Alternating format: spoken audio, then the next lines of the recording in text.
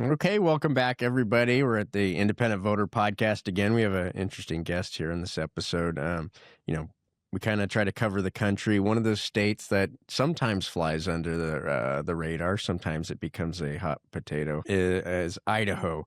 Idaho's an interesting state. Have semi-closed primaries, some interesting politics there. I'm from California. I think half of our population has now moved to Idaho, so Idaho should be one of the most populous states in the country by now. So thank you or sorry, depending on your perspective. But Gregory, you're somebody that has a lot of experience in politics. You write a lot about politics in Idaho. You're a consultant.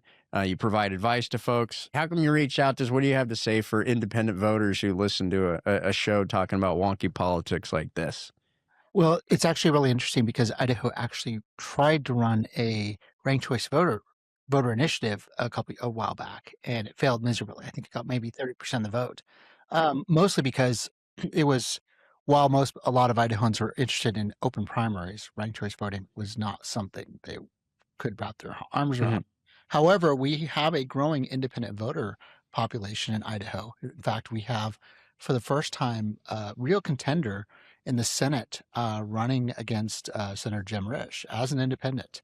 We're seeing an appetite for an independent thought process, especially as in Idaho, there's a lot of contention around this fight within the Republican Party. So Republicans against Republicans, people who would be considered more on the fringe or far right or more extreme versus people who had been Republicans their whole lives. Like, what happened? And we find it's a lot of people from your state who came here and brought their politics with them. And it's made things interesting. And when you say that, like, what politics are they bringing with them? I'm curious. So, we're seeing people come to Idaho with this, and then 5 minutes later, they're running for office. And they're like, well, we want to make Idaho more conservative. The liberals are taking over, right? Somebody's told them that somehow all these people moving to Idaho are from the left and they're trying to turn the state blue, which is completely false. The data shows over 70% of people who moved to Idaho in the last few years registered Republican.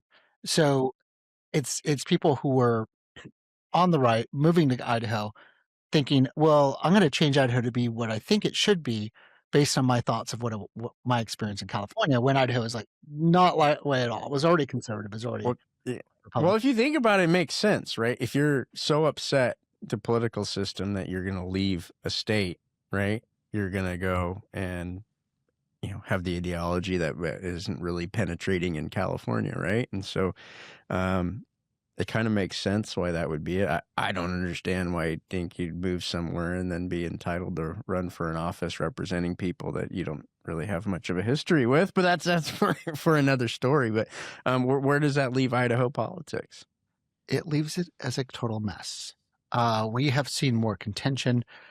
We've seen, well, let me give you an example. So if you go back maybe 10 plus years, 12 years or more, a typical legislative race, a primary election in the closed Republican primaries, which I think they closed around 2010, 2012, around there, just over a decade ago.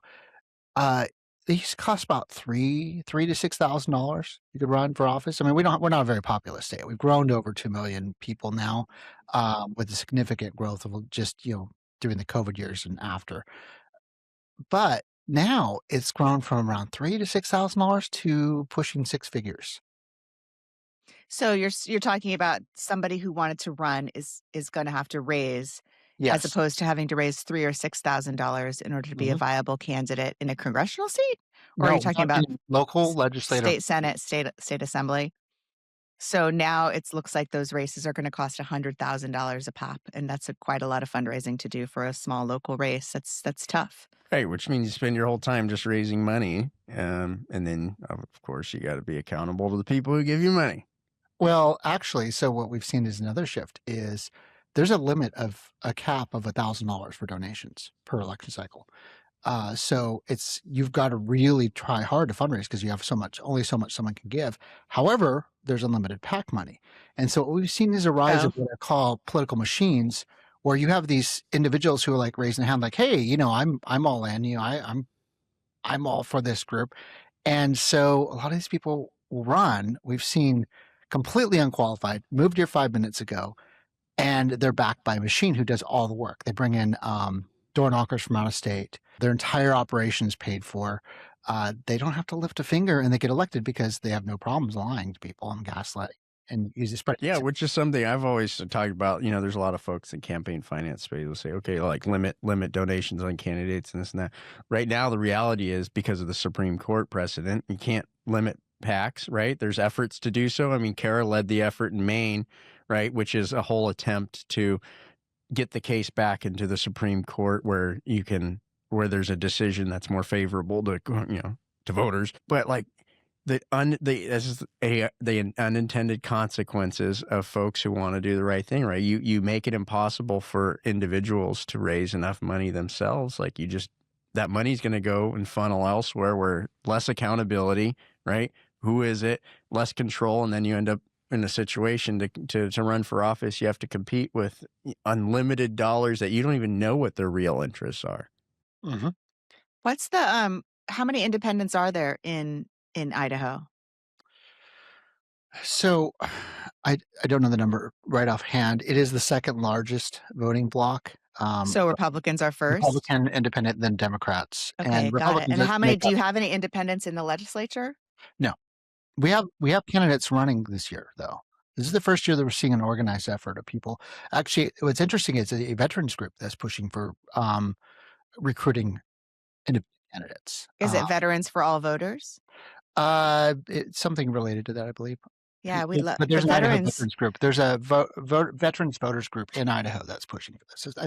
And they've done And it. like veterans are nonpartisan. Like, I mean, for the most part, when they're in the military, they are not necessarily connected with either party. I mean, it's sort of like an ethos almost. I mean, when they get out, of course, they're going to be one way or the other. But there's been a lot of veterans who are involved in nonpartisan politics and trying to put forward systems and systemic changes that don't benefit one party or the other, but benefit all voters. It's a nice thing to see happening in the country. I'm glad it's happening in Idaho as well. So what are you working on, Greg? Oh, lots of fun things. Right now, we're just really focusing on. We have a new legislative session that just started this week. Oh, great! And so, just tracking and watching what's happening. We have a big budget issue here, where there was a lot of cuts made to this idea of we have to cut spending, we have to do that whole Doge thing, and that's kind of backfiring now that we've seen where. You have the big beautiful bill numbers coming in and showing, we have a budget shortfall. So it's deciding, where are we going to cut? Where are we going to because we have we have to balance the budget here. So a lot of finger pointing and people trying to figure out, the government wants this and that, and I'm more aligned with where the governor's at versus the other side of the more conservative wing of the party, which is opposed to him and his policies because they want to spend millions and millions of dollars on things called school choice, which is free handouts to private religious schools, while saying, we need to cut funding for public schools and everything else. So there's a lot of weird hypocrisy thing going on, a lot of narratives flying around. It's going to get messy. It's going to get ugly. And I think my favorite thing watching right now is seeing this huge split within the more conservative wing. Now you have two factions within the main faction. They've actually broke apart. And the really interesting there is actually it's a religious divide. So it's what we call Christian nationalists versus where Idaho we have a fairly large LDS Mormon population versus people who are aligned on that wing. So fascinating things, and these are so it's there's a lot of nuance in it, and a lot of people kind of struggling to understand what is going on. And one thing me and others have been tracking this for going on 7 years here in Idaho, we've seen is that these groups, when they've gotten themselves into power, like, okay, when they take over, they're not going to know what to do and they're going to fall apart. We're witnessing that happen in real time. Mm-hmm.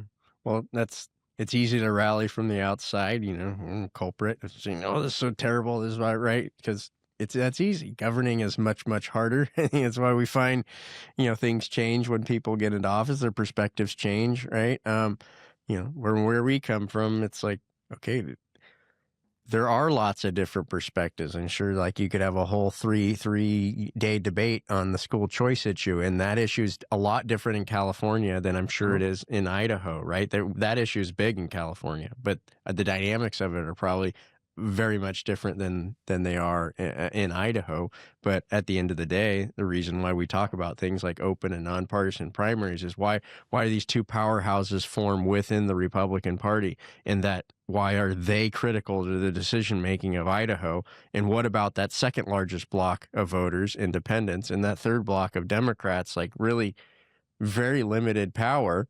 And at the end of the day, you say, look, if our right to vote derives from citizenship and nothing else, why is it these two factions within the Democratic Party that are the critical deciding factor in the future of Idaho and every other state, right? That's the question that we ask. But it sounds like to me that it's like the perfect scenario for ranked choice voting. Like if the Republicans are split, then ranked choice voting really helps that, right? Because everybody's able to weigh in, and the candidate with the broadest support among the Republicans is actually the one that ends up winning the primary, not somebody with just a small, with just a plurality of the vote. And then maybe you put forward a candidate then that is more broadly supported by the electorate if you don't have somebody who's super fringy coming forward through a partisan primary. But then, Kara, also in that, sorry, Greg, to cut you off, but when you say ranked choice voting, like there's many different ways you could do it. There's the way they did it in New York, which results in a substantially different outcome than the way they did it in Alaska and the way they're doing it in other places, right? So in Maine, yeah. Yeah. So I don't know. What do you think, Greg? So in Idaho, when they tried this, they did a voter initiative. It made it on the ballot. The conservative wing came up with this brilliant idea in their minds, like, oh, we'll just say, well, the Communist Party of America says that they approve and endorse ranked choice voting. So therefore, if you support ranked choice voting, you're a communist. You're a socialist. Awesome. That's great. Right? Yeah, they'll And of do course, anything that they can low to stop it. information voter, right? They pick up on that, and it was all about they called it the Gem State heist, and anyone who's supporting this is on the left. And these are the kind of things we see in Idaho, the whole rhino debate. And yet a lot of Republicans supported what they called the open primary initiative, which had the ranked choice voting element into it. But once again, it only got 30% of the support in the state. They didn't try to do too much too fast. I mean, I've personally think the opening the primaries, having nonpartisan primaries is the most fundamental change that can really change the incentive structure. But to Kara's point, even the Republican Party, like they use ranked choice voting. That they use it in their own party, so they know that there's places that use it, and it's not like this crazy tool. We talk about it. If you go to San Diego, where I've led, trying to advance California from a top 2 to a top 5, it's the Democratic establishment that'll stop it, right? And they won't let it get through. I mean, how many times has Gavin Newsom vetoed something that would advance the cause of election reform, specifically ranked choice voting? He over and over and over again. So, it comes right to our point is like, okay, everybody sees this, and then nationally, Republicans are like, oh, this ranked choice is this. It's like your own party, the Democratic Party is also pushing against it where they're in power. So in Washington, D.C., right? Right. Well, yeah, in Washington, D.C., you see them delay, and then in New York, right? They put it in a closed primary system because in New York, they knew if they put ranked choice voting in the general election, well, then there'd be more voice for independents and Republicans, which right now are totally shut out. So the deal the establishment cut with the reformers was, we'll do it, but we'll do it within a closed primary, because now we know whoever wins the Democratic closed primary is still guaranteed to win the general election just by numbers, right? And we don't have to consider Republicans. We don't have to consider independents. That was the deal. So if the Republicans were in control, the reverse would be true, and they would have done the exact same thing. No, you're absolutely right. I've seen this, especially here. I kind of see Idaho as like a petri dish of sometimes bad ideas are tested here. And they see, well, if we can get it played here because it's easier, it costs less money to get something in place here that you can then put nationally. Like we saw, they spent a lot of money to get school choice in, but nowhere near the amount that was spent in other states to influence and win elections. Because honestly, you could probably buy a legislative seat here, from outside money in for, like I said, about $100,000 or so, which in retrospect, in the scale is not that much compared to other states. And people see that and like, well, let's go take over there. Anyway, but going back to this ranked choice issue, or in open primaries, specifically open primaries, the power structures here in the Idaho Republican Party, the people who have taken over, are not the people who are popular or the people who are mainstream Republicans throughout the state. Right? They're seen as fringe. They're seen as very strict in their adherence to party purity and other things. They engage in what's called confrontational politics. They took over by basically being nasty on purpose. And anyone who's been involved in the party for a long time on a volunteer basis was pushed aside because, like, wait, I'm not getting paid, right? This is volunteer work. Why should I have to put up all this nastiness, these rumors, this vitriol? And so people are like, I'm out, right? I don't want to do anything to do with this. So then this other group took over, and that's all they engage with. They're just, it's ugly. And so they also are opposed to anything that can weaken their ability to claim control. And so anything like an open primary or anything like that, they have to fight extremely hard to kill. And They even went so far. This is it. This even went so far. This is funny. So this last presidential election, the legislature had put in legislation to move the presidential primary to be in alignment with the Republican primary, which is in May, right? And so the party, they recognize that when you have a combined primary, like presidential and the statewide primary, it brings in more voters than a one, right? Exactly. More voters means more people they have to spend money on lying to. That's harder to do. So at scale, you want to keep the number as small as possible. So they actually, the party chair got up there. She's like, no, we can't do this. And she killed it, effectively told the chairman on the committee, like, we got to kill this, whatever. And so the default was they would do a caucus, which was a complete disaster. Nobody liked it. It was, they're like, they ran on, election integrity and security, and they literally had things like Costco boxes and like they're shoving ballots in. Like, what is this? This is really hokey. Anyway, that was how we did our presidential caucus, which wasn't even a real primary, and the whole thing was seen as kind of a joke because they went to that level of effort to kill the idea of anything that could get more voters to show up in a closed primary, which would mean their preferred candidates wouldn't win. That's right. And, control over the process. It's going to be a never ending battle. Something that, Independent Voter Project, you step back, what are we about? We get attacked for being Republicans, being Democrats. I'm like, Kara has her opinions. I have mine. Ethan over here has his. Lena certainly has hers. You can see it in her eyes over there behind the microphone. But it's like, none of that matters. Like, we're supposed to have a competitive environment for elections right now. And really all this is about is people getting in control and then removing the competition because, my argument is if you're for a closed primary, it means you don't believe you can go out and convince the electorate. Right? You don't have enough confidence in your position to think I can go out and get anybody that's not part of me. The irony is when they throw around things like communism, right? And then they go, nope, you got to join our party to have power. Right? I go, do you guys not see the hypocrisy when you say you call everybody a communist and then you want to force people to join your party? How is that not hypocritical?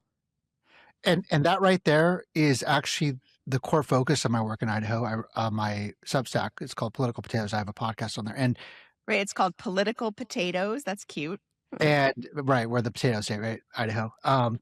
And I made a potato joke on the intro. I understand. I got it. I saw that. I was like, I was. I love potatoes. You're paying attention. Anyway, so what I found is that there is so much hypocrisy with these individuals running, in these groups. So like, oh, we're conservative or this. And what I found is when you challenge them, like, what does it actually mean to be a conservative?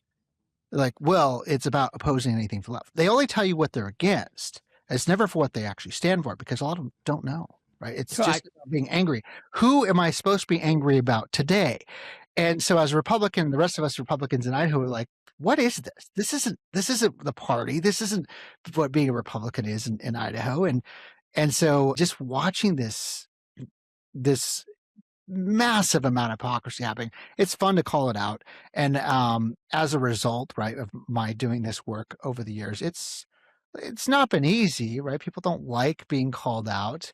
And it's led to, and I can say, just in my personal experience over the years, death threats. I've been sued twice. I've personally spent six figures in fighting legal battles and winning them, but having to cover my own costs. I've had to I, anyway, if you read my site, you'll see the stories. They're gut wrenching. Like no one should ever have to go through Mhm. this amount of like political violence just for speaking up and calling these people out. And But just that's Well, the thing, right, Gregory. That's the yeah. thing.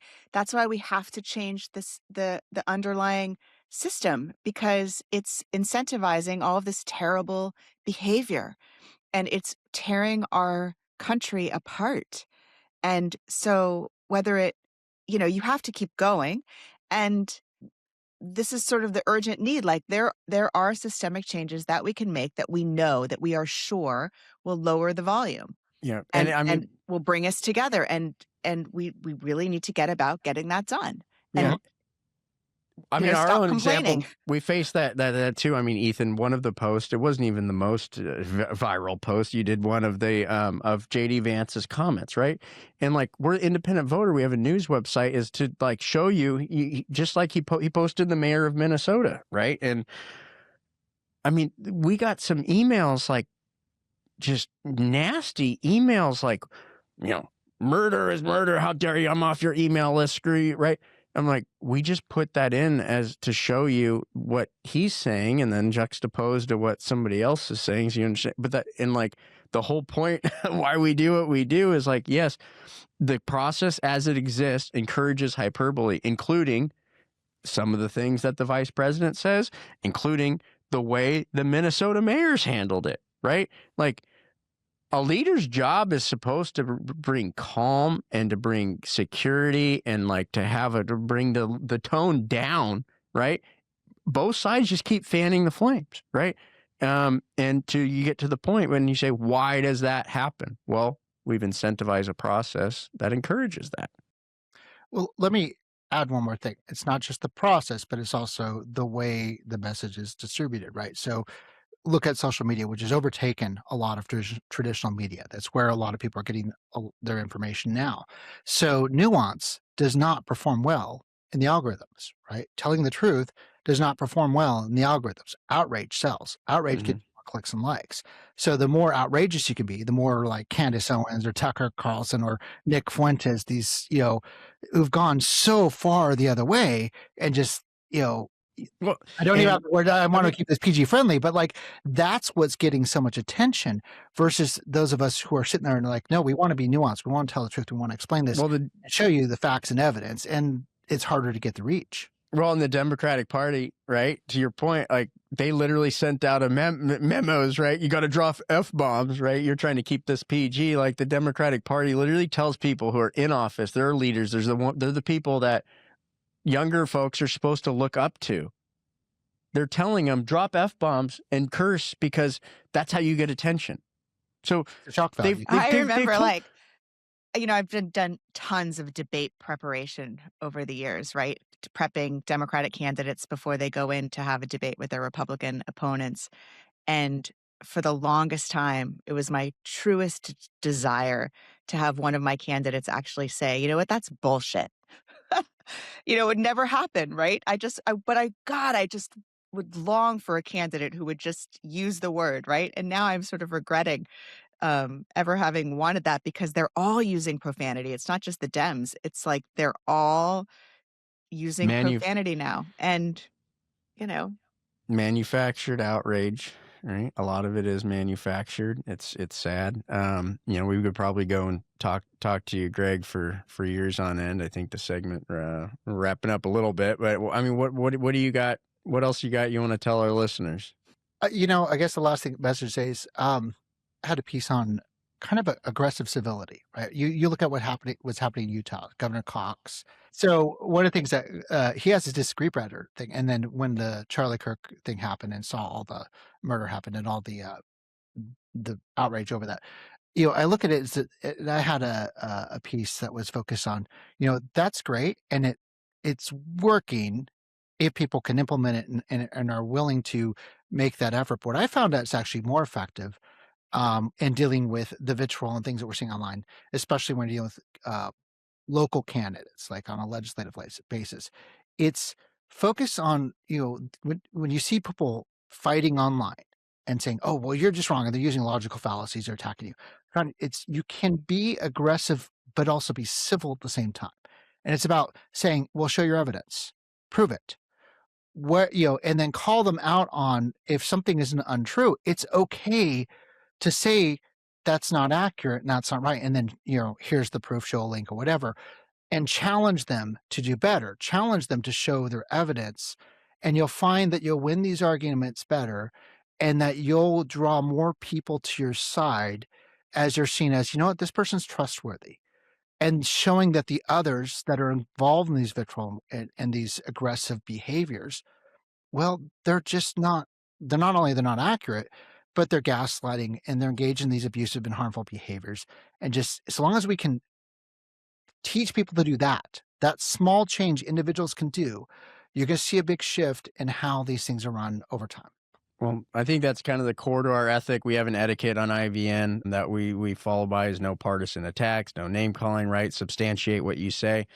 Gregory, I would open up, please, just like any of our readers, we say, look, if you don't agree with something, publish something of your own. Like that, people get angry about something that will get published in IVN. And what are you angry about? Like, because you disagree? Well, then write your own story. As long as you're writing it in an ethic, and it isn't just throwing F-bombs or saying you're wrong because you're a Republican or a Democrat. Gregory, we invite you. We invite our listeners. Kara does a lot of writing and has had some great articles we see being passed around by experts in those industries and stuff too, because I think they appreciate your point, the nuance and the higher level discussion about policy, where most policy isn't about, is that person's motives bad because they want to do it. It's, no, this person's motives are probably good. Most of our motives are good. There are bad people, but we all have disagreements over what are the consequences and what are the outcomes that a certain policy is going to do. That's what we're about, an independent voter. That's why we're very happy to have you come on, Gregory. Appreciate what you do in Idaho. Please stay in touch. Please, please author an article. We'd love to publish it to our readers on Independent Voter. Thanks, Kara, as always. We got Ethan over here doing our social, Lena on the mic.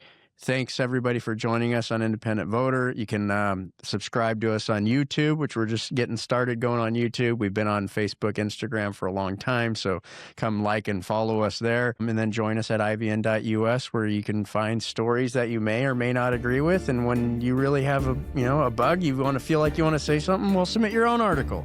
So thanks, everybody. I'm Chad. Thank you, Greg, for being with us. Bye, Kara. Bye, everybody. This is the Independent Voter Podcast, sponsored by the Independent Voter Project and produced by OLAS Media. Remember, you can always find the Independent Voter Podcast or the How It Really Works series at ivn.us. Follow and subscribe at olasmedia.com.